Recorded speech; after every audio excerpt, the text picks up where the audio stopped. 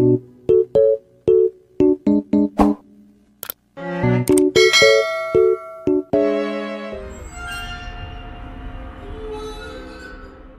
guys, welcome back to my channel.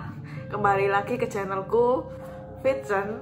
Kali ini aku akan membahas soal pengalaman pribadiku. Kali ini aku akan membahas soal pengalamanku selama perjalanan dari Surabaya ke Malang. Karena bentar lagi aku dari Surabaya berencana untuk pindah ke Malang. Aku harus melakukan untuk beberapa kali perjalanan untuk membawa semua barang-barangku. Aku mulai ya ceritanya. Jadi aku tuh berangkat dari Surabaya waktu itu sekitar jam 8-an. Nah, aku perjalanan dengan menggunakan 2 kendaraan. Ya, selama perjalanan sih tol, aku sempat melihat kendaraan muat barangku itu agak sedikit oleng. Ternyata bannya itu kayak kurang angin gitu. Di lawang bannya meletus. Tapi sebelum itu di tol Pandaan. Semasa perjalanan dari Surabaya sampai di tol Pandaan itu benar-benar gelap karena nggak semua titik tol itu ada penerangan. Jadi kebanyakan penerangan itu datang dari mobil pribadi. Pada saat itu kan harusnya duduk belakang. Jadi aku tetap duduk depan. Aku tuh melihat seorang perempuan gitu ya di pembatas jalan antara Malang nih itu ke arah Surabaya, dan tengah-tengahnya itu ada kayak macam pembatas jalan.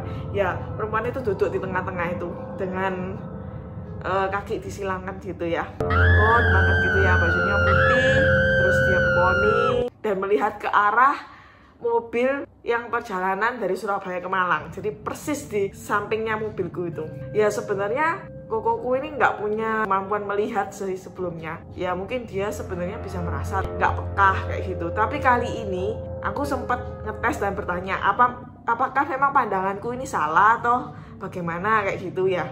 Lalu aku tuh tanya gini, tadi barusan lihat sesuatu nggak? Terus dia jawab, lihat di pembatas jalan kan. Iya, kayak apa? Tuh aku tanya ya. Terus dia jawab, bajunya putih, poninya depan, ke arah mobil kan. Iya, betul. Kali ini apa yang aku lihat di depanku bisa dilihat dengan orang yang biasanya nggak bisa melihat. Itu kejadian yang menurutku awkward moment. Baru sekitar jam 10-an gitu ya. Lalu di exit tol, kita itu lewat depan Pak Potelo. Tapi mobil angkut barang kami ketinggalan di belakang. Jadi kami putar balik dan mencari mobil barang kami. Ternyata mobilnya itu bannya meletus, berhenti di pinggir jalan, dan satu mobil itu untuk betulin bannya. Jadi kita posisinya itu sebelum Pak Potelo. Lalu Pak Potelo itu ada checkpoint gitu ya. Terus setelah itu di Pasar Lawang. Kebetulan kendaraan yang membantu bisa lalu lalang dengan udah. Sempat sih polisi melihat dia lewat aja. Cuma kali ini ada cerita yang menurutku cukup aneh juga ini kejadiannya. Jadi waktu itu saya ditemani dengan 2 orang. Kita ceritanya lagi di pinggir jalan gitu ya. Banyak sih orang-orang kayak warga gitu tanya, kenapa mau kemana, hampir malam gini kok masih di jalan, mana lagi ngeban lagi gitu. Terus kami cerita mau pindahan. Nah setelah ada beberapa orang laki-laki tanya, lalu setelah mereka lewat agak lama kemudian itu kita kan berdiri di trotoar ya kan.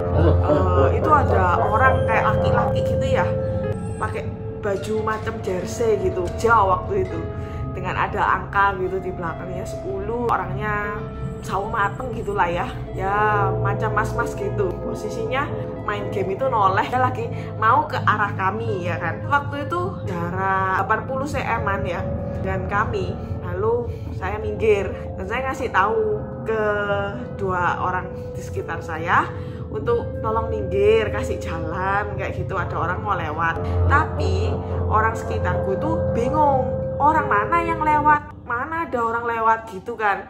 Kejadiannya dia sampai mencari di balik mobil. Aku bilang, oh nggak sampai di balik mobil, orangnya di sini. Tapi kok nggak ada ya. Aku sendiri tuh juga bingung karena aku habis melihat orang.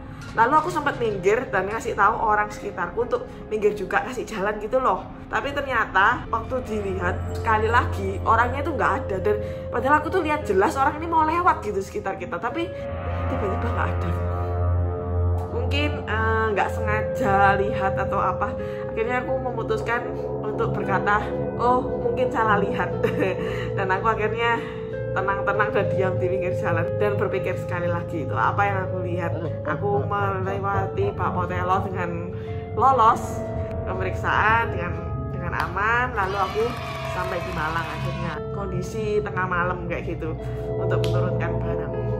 Ya, untuk kalian yang sering melalui jalan area Malang ke Surabaya, baik Surabaya ke Malang di hampir tengah malam, kalian apakah pernah mengalami kejadian yang seperti ini? Kalian boleh share ke aku melalui komen. Kita bisa berbagi cerita dan berbagi pengalaman yang menyenangkan ini. Ya sudah, itu aja guys, sharing pengalamanku soal pertemuanku di perjalanan Surabaya ke Malang. Thank you guys. Jangan lupa like, subscribe, and share. See you.